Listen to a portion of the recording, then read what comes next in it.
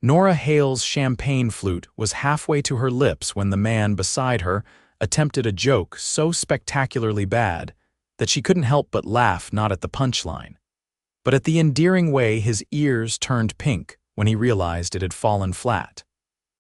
So the publishing executive says to the editor, "I don't need another bestseller, I need another bookshelf." The man winced immediately. "That sounded much funnier in my head." "It's actually refreshing," Nora replied, her brown eyes crinkling at the corners. Most people at these publishing industry events are too busy trying to sound impressive. The cocktail reception at the New York Public Library marked the kickoff of the city's annual book week, and as a freelance book cover designer, Nora had forced herself to attend for networking purposes. 3 hours in, her feet ached in her rarely worn heels, and her professional smile felt permanently plastered to her face. The tall stranger with kind eyes seemed equally uncomfortable in his perfectly tailored navy suit. There was something genuinely unassuming about him that made her relax for the first time that evening. "I'm Nora, by the way, Nora Hale." She extended her hand. "Hudson Irving," he replied, his handshake firm but not overpowering. "So what brings you to this gathering of literary royalty?" Nora laughed again. "I wouldn't call myself royalty, I design book covers freelance. I'm trying to make connections since my biggest client just merged with another publisher." Hudson nodded thoughtfully. "Your work is probably in thousands of homes then." "I suppose so, though most people don't notice the cover designer's name in the fine print." "What about you? Are you an agent, editor?" Hudson hesitated just long enough that Nora noticed. "I'm in publishing, yes." "That's delightfully vague," she teased, taking a sip of her champagne. He shrugged, a small smile playing at his lips. "The industry is complicated. Tell me about it. I just finished a rush job for Meridian Press. Their art director is impossible. Everything is make the title bigger and can we add more sparkle?" Nora rolled her eyes. Hudson's expression flickered briefly, but he recovered with a chuckle. "Sounds challenging. It pays the bills, mostly." She glanced around the room. "So who are you avoiding talking to tonight?" Hudson looked surprised by her directness. "Is it that obvious?" "You're standing in the corner with the worst joke teller in the room instead of networking. I'd say that's a giveaway." He laughed, a genuine, warm sound that made several heads turn in their direction. "Fair point. There's a literary agent over there who's cornered 3 people already to talk about his golf handicap." Nora nodded sympathetically. "Industry events are exhausting when you're not naturally extroverted." "And you?" Hudson asked. "Are you an extrovert?" "I'm an extrovert who got too much practice being an introvert. Years of working alone with just my tablet and design software." Their conversation flowed easily after that, moving from publishing gossip to favorite books, then to the architectural beauty of the library around them. Hudson was knowledgeable but never condescending, asking thoughtful questions about her design process and listening intently to her answers. An hour passed before Nora realized she'd spent the entire networking event talking to just one person. "I should probably circulate," she said reluctantly. "Make some actual business connections before everyone leaves." Hudson nodded. "Of course." He reached into his jacket pocket and handed her a simple white business card. "But I'd like to continue our conversation sometime." "I'd like that too," Nora replied, surprised by how much she meant it. It wasn't until she was in the taxi home that she finally looked at his card. The simple white cardstock bore only his name and a phone number, no title, no company. Curious, she pulled out her phone and searched Hudson Irving Publishing. Her stomach dropped as the results loaded. Hudson Irving, CEO of Meridian Publishing Group, one of the largest publishing conglomerates in the world. The same company that owned the press she had just complained about to his face. "Oh no," she whispered, remembering her candid comments about his company's art director. Her cheeks burned with embarrassment as the taxi sped through the night. The next morning, Nora woke to an email that made her nearly spill her coffee. The subject line read, "Cover Design Opportunity Meridian Press." The message was brief. The press was looking for a new lead designer for their literary fiction imprint, and her portfolio had been recommended. Would she be interested in coming in for an interview? There was no mention of Hudson, no indication this had anything to do with their conversation. Still, the timing seemed too coincidental. Nora chewed her lip, considering, was this a genuine opportunity, or was the CEO trying to make amends for not identifying himself properly? After deliberating for an hour, she replied accepting the interview, scheduled for the following afternoon. She spent the rest of the day researching Meridian's recent releases and preparing a portfolio tailored to their aesthetic. The Meridian press offices occupied 3 floors of a sleek high-rise in Midtown Manhattan. Nora arrived 15 minutes early, dressed in her most professional black dress, and carrying a portfolio case that contained physical samples of her best work. The receptionist guided her to a conference room where 3 people waited: the current art director she had complained about, the editorial director of the fiction imprint, and a marketing executive. Hudson Irving was nowhere to be seen. The interview went surprisingly well. They asked thoughtful questions about her process and showed genuine interest in her ideas for evolving their cover design approach. By the end, Nora felt confident and confused about Hudson's absence. "Thank you for coming in," the editorial director said as they wrapped up. "We're interviewing several candidates, but we'll be in touch soon." Nora was gathering her materials when the conference room door opened and Hudson stepped in. "Sorry I'm late," he said smoothly. "Traffic was terrible." The 3 interviewers immediately straightened, their demeanor shifting subtly. "Mr. Irving, we've just finished Miss Hale's interview," the art director said. "I hope you don't mind if I ask a few questions of my own," Hudson asked, his eyes meeting Nora's. She felt her pulse quicken. "Not at all." The others excused themselves, leaving Nora alone with Hudson. He sat across from her, his expression unreadable. "So," she said, breaking the silence, "CEO of Meridian Publishing Group, that's what you meant by in publishing." A smile tugged at his lips. "I didn't lie." "No, you just omitted about 99% of the truth." Nora couldn't keep the edge from her voice. "Is this interview real, or is it damage control because I insulted your art director to your face?" Hudson leaned back in his chair. "The interview is absolutely legitimate. Your portfolio was already under consideration before we met. Though I'll admit, after our conversation, I was curious to see if you'd be as forthright in a formal setting. And I believe Meridian Press would benefit from someone who's willing to speak the truth, even when it's uncomfortable." He gestured to her portfolio. "Your work speaks for itself, but what interested me more was your passion for the craft and your honesty." Nora studied him, trying to determine if he was sincere.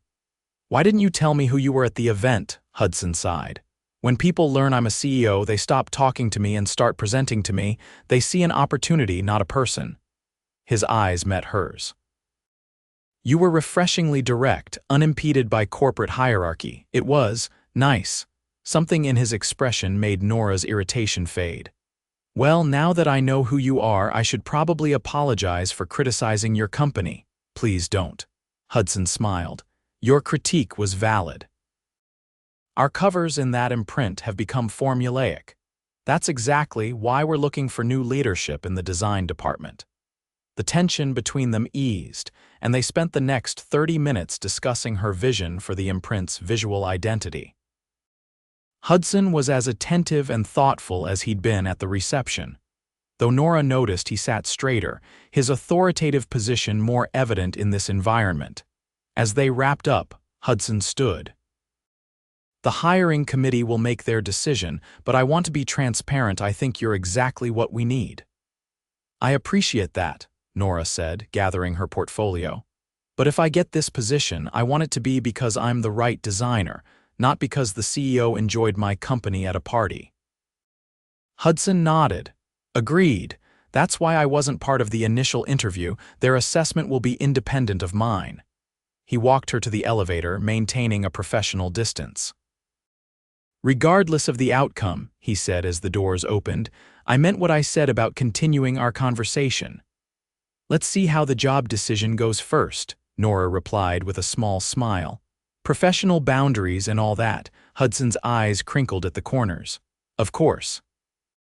I respect that completely. 3 days later, Nora received a job offer from Meridian Press. The salary was generous, the creative freedom extensive, and the contract made it clear she would report to the editorial director, not directly to the CEO. After careful consideration, she accepted. Her first day at Meridian was a whirlwind of introductions, paperwork, and touring the offices. She was assigned a spacious corner workspace with large windows overlooking the city, and by lunchtime, her desk was already covered with manuscript samples awaiting cover concepts. It wasn't until late afternoon that she encountered Hudson. He was leaving a meeting room with several executives when he spotted her in the hallway. "Miss Hale," he said formally, though his eyes conveyed warmth. "How's your first day going?" "Very well, thank you, Mr. Irving." She matched his professional tone. "Excellent. I look forward to seeing what you bring to the Meridian team." With a courteous nod, he continued down the hallway. Nora quickly established herself at Meridian. Her fresh approach to cover design earned praise from authors and sales representatives alike. She built strong relationships with the editorial team and found herself thriving in the collaborative environment after years of solitary freelancing. She saw Hudson occasionally in meetings or passing through the design department, but their interactions remained strictly professional. He never singled her out or showed any favoritism, and Nora appreciated his respect for the boundaries she'd established. 2 months into her new position, Nora was working late on a rush cover design when a knock came at her office door. She looked up to find Hudson standing in the doorway, his tie loosened and sleeves rolled up. "You're here late," he observed. "So are you," she countered. He smiled. "Occupational hazard of being the CEO. Mind if I come in?" Nora gestured to the chair across from her desk. "Please." Hudson sat down, looking more relaxed than she'd seen him since their first meeting. "I wanted to let you know that the sales numbers are in for the first batch of titles with your cover designs. They're performing 30% better than comparable titles from last year." "That's great news," Nora said, genuinely pleased. "It is. The team made the right call hiring you." He paused, "Which brings me to something I've been wanting to discuss." Nora tensed slightly. "Oh, you've been here long enough to establish yourself on your own merits. Your position is secure, your work is valued, and everyone respects you." Hudson leaned forward. "Which means I think we're finally in a place where I can ask you to dinner without it feeling inappropriate." Nora blinked, caught off guard. "You want to ask me to dinner?" "I've wanted to since the moment you laughed at my terrible joke at that reception." His confidence faltered slightly. "But only if you're interested, of course." Nora considered his words. She'd be lying if she said she hadn't thought about Hudson, his intelligence, his unexpected humility, the way his eyes crinkled when he smiled. But dating the CEO came with complications she wasn't sure she was ready for. "I'm flattered," she began carefully, "but I've worked hard to be taken seriously as a professional here. I don't want people thinking I'm getting special treatment because I'm dating the boss." Hudson nodded. "I understand that concern completely. What if we keep it private for now? Get to know each other outside of work before making any decisions about how to handle it professionally?" "That seems reasonable," Nora admitted. "But I need to be clear, if this doesn't work out between us personally, it cannot affect my position here." "Absolutely," Hudson agreed immediately. "Your job is yours regardless of what happens between us. I can put that in writing if it helps." Nora laughed. "That won't be necessary. Let's start with dinner and see how it goes." Their first date was at a small Italian restaurant in the West Village, far from the publishing district where they might be recognized. Hudson arrived in jeans and a casual button-down, looking more relaxed than Nora had ever seen him. Over pasta and wine, they picked up their conversation where it had left off months ago at the library reception. Without the constraints of professional roles, Hudson was even more engaging, funny, thoughtful, and refreshingly humble about his success. "I never set out to be a CEO," he confessed as they shared tiramisu. "I started as an editor because I loved books. The business side just happened." "Do you miss editing?" Nora asked. "Every day." He smiled ruefully. "I still read manuscripts sometimes, but it's not the same as being in the trenches, shaping a story with an author." "Why stay in the executive role then?" Hudson considered her question seriously. "Because I can do more good for more books this way. I can create an environment where editors have the resources and freedom to champion the books they believe in." He took a sip of wine. "But enough about publishing. Tell me about growing up in Chicago." The evening passed quickly, and when Hudson walked her to her apartment building, Nora was surprised by how reluctant she felt to say goodnight. "I had a wonderful time," she said as they stood at the entrance. "As did I." Hudson hesitated, then asked, "Would it be all right if I kissed you goodnight?" The butterflies in Nora's stomach took flight. "I'd like that." He leaned down, one hand gently cupping her face as his lips met hers. The kiss was soft and brief, yet somehow more affecting than any Nora had experienced in years. When they parted, Hudson's eyes were bright. "I'd like to see you again." "I'm free Saturday," Nora replied, surprising herself with her eagerness. Their second date led to a third, then a fourth. They were careful at work, maintaining professional distance and never arriving or leaving together. But outside the office, they grew closer with each passing week. Hudson took her sailing on the Hudson River, taught her the rules of cricket in Central Park, and cooked elaborate meals in his spacious penthouse apartment. Nora introduced him to underground art exhibitions, her favorite bookshops, and the simple pleasure of Sunday morning bagels from her neighborhood deli. 3 months into their secret relationship, they were curled together on Hudson's couch when he broached the subject they'd been avoiding. "I'm tired of pretending we're just colleagues at work," he admitted, running his fingers through her hair.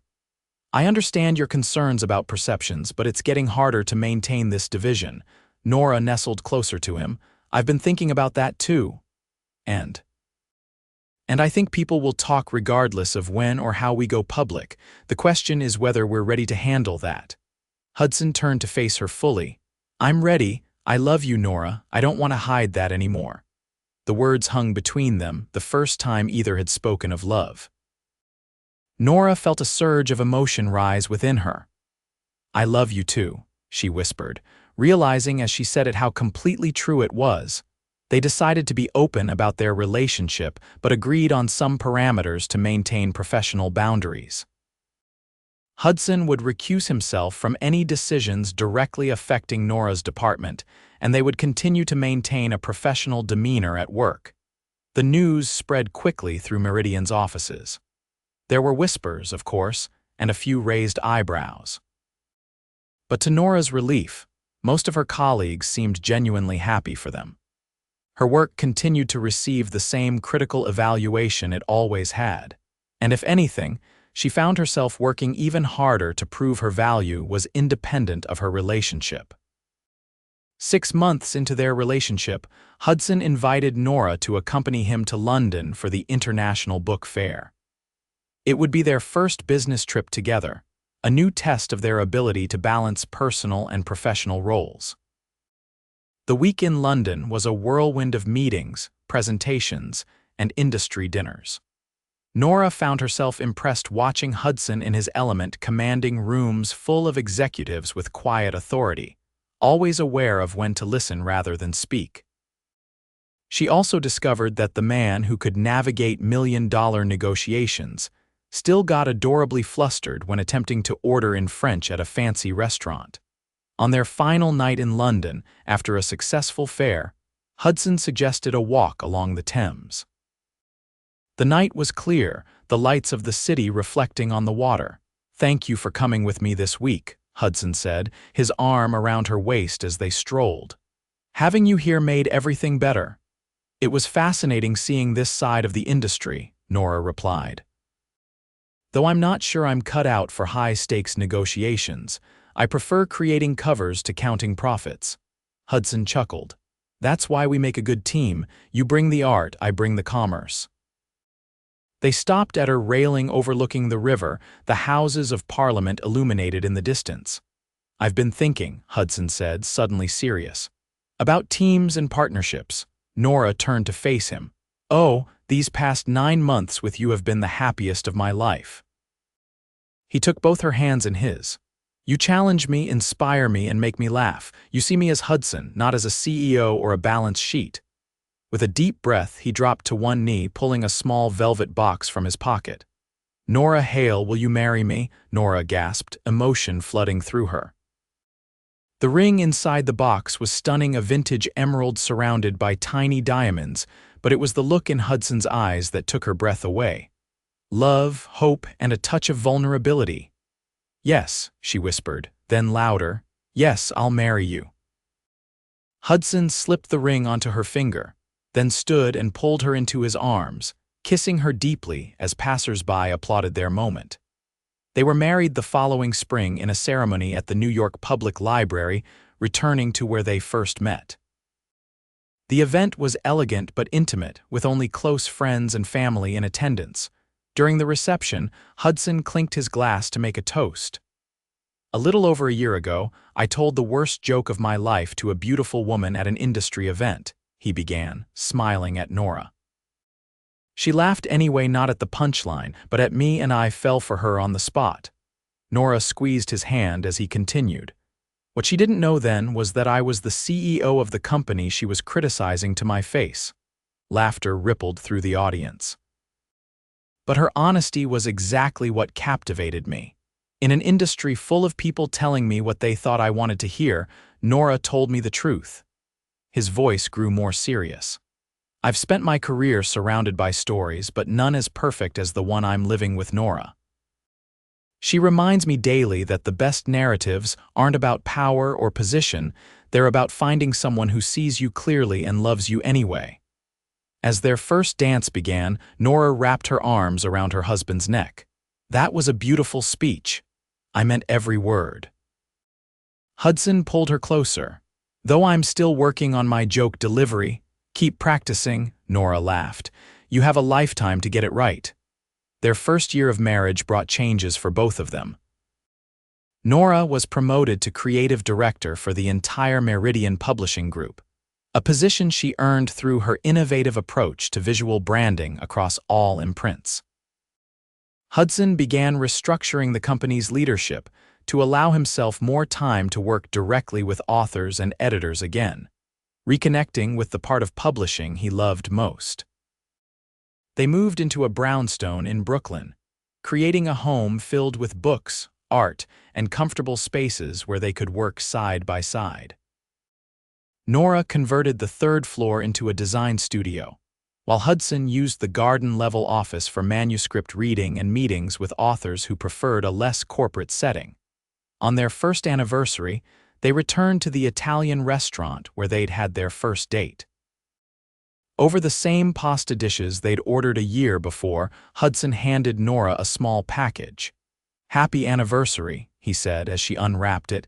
Inside was a book, a limited edition of her favorite novel, with a cover she had designed early in her career. "How did you find this?" she asked, running her fingers over the embossed title. "They only printed 100 copies with this design before the publisher changed direction. I have connections in publishing," Hudson replied with a wink. "Open it." Nora carefully opened the book to find a handwritten note on the title page. "To my wife, who designs not just beautiful book covers but a beautiful life. The next chapter awaits." Beneath the inscription was a tiny illustration of a baby's rattle. Nora looked up, her heart racing. "Are you saying?" Hudson reached across the table to take her hand. "I'm ready if you are. What do you think about starting a family?" Tears welled in Nora's eyes as she nodded. "I think it's the perfect next chapter." 6 months later, they sat together in their doctor's office, holding hands as they saw their baby on the ultrasound for the first time. "Everything looks healthy," the doctor said, pointing to the tiny form on the screen. "Would you like to know the sex?" They exchanged a glance, then nodded in unison. "It's a girl," the doctor announced with a smile. That evening, curled together on their couch, Hudson rested his hand on Nora's slightly rounded belly. "I've been thinking about names," he said softly. "Already, we have months to decide." "I know, but I have a suggestion." He hesitated. "What about Lily, after the library where we met?" Nora smiled at the thoughtfulness of the connection. "Lily Irving, I love it." As she watched her husband's face light up with joy, Nora marveled at how far they'd come from that first laugh at a networking event. The awkward joke that had caught her attention had led to a love story better than any she could have designed. "What are you thinking about?" Hudson asked, noticing her contemplative expression. "Just how glad I am that I went to that book reception," Nora replied, leaning in to kiss him. "And how sometimes the best stories begin with the worst jokes." Hudson laughed, wrapping his arms around her and their growing daughter. "In that case, I have another publishing joke I've been working on." Nora groaned playfully, but as Hudson launched into another terrible punchline, she couldn't help but laugh, not at the joke, but at the wonderful life they'd built together, one page at a time.